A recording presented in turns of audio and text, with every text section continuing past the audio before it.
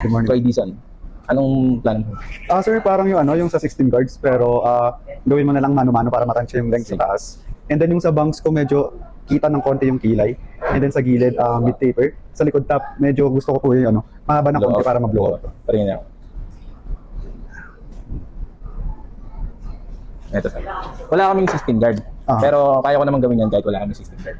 So ang gagawin natin dito, tatansyahin ko lang yung at least tayo pa mismo maka-decide kung gano'n kahaba, di ba? Tapos dito sa gilid, mid-taper natin para mas labas yung pagka-taper niya. Tapos ang gusto mo dito, ang tawag dito, blow out. Yung naka-volume dito. Dito sa ilalikod, mid-taper pa rin. Okay, basta ang kailangan kalalabasan niya parang ganyan din. Okay. Kung nabala ko yan, sabi mo na. Gawin na natin. Okay.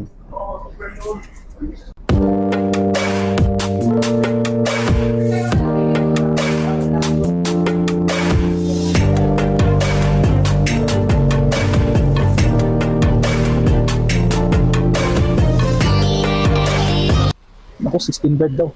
Tingnan natin mag 8 plus 6, 14 plus 2, 8, 6, 16 guard. Kailangan natin mag-eksperimento.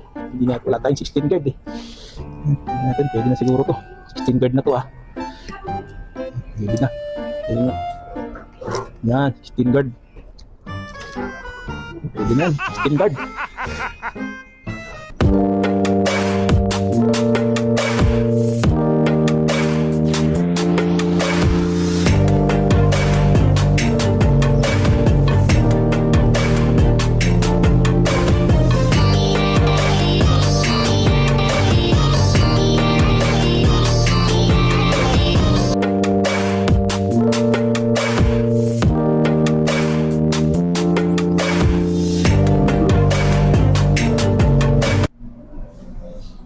Okay, Sir Troy. Kamusta yung gupit natin? Bossing, ang ganda. Mas maganda pa dun sa, actually, hindi ko na-expect na ganito kakalabasan sa akin eh.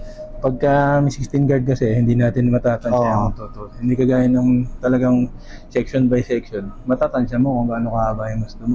Sulit, ayos. Talagang babalik pa. Sige. Thank you, thank you. Thank you, bossing.